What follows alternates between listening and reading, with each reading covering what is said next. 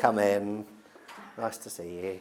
At this GP surgery in Haverhill, they've had to adapt the way they work to meet the needs of a growing population. Over the past 5 years, the number of GPs in West Suffolk has remained relatively stable, but the number of people they care for and the complexity of healthcare they need has grown, meaning the days of seeing a GP as the first point of call are no longer. We were one of the first practices in the UK to use a digital-first platform for triage, and that has allowed us here in Haverhill to meet the needs of our population.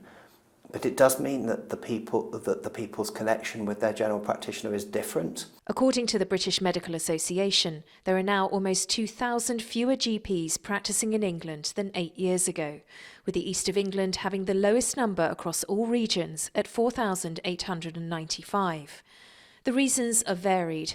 Dr Katie Bramall-Stainer is the chair of the BMA's General Practice Committee for England. I've never known general practice to be in as desperate situation as it finds itself in at the present time. She says GPs are working in a toxic environment where burnout is so frequent that they're choosing to leave the industry altogether or move to another country. We've got to recognise that England is a global exporter of GPs.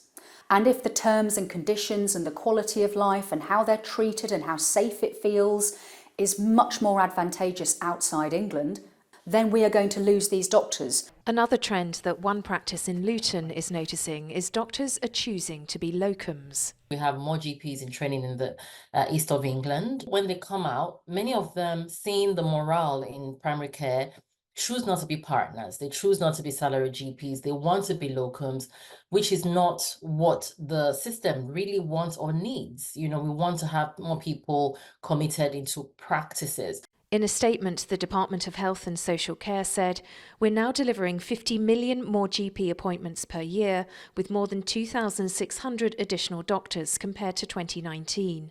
The Additional Roles Reimbursement Scheme provides funding for 26,000 roles designed to assist doctors, allowing them to focus on more complex patients and other priorities. The BMA, though, argues that funding should be released to spend on more doctors and nurses. But until the industry can retain and attract more GPs, they say it doesn't matter how fast the taps are turned on, the plug has to be kept in to see that increase to the workforce." Hannah Pettifer, ITV News.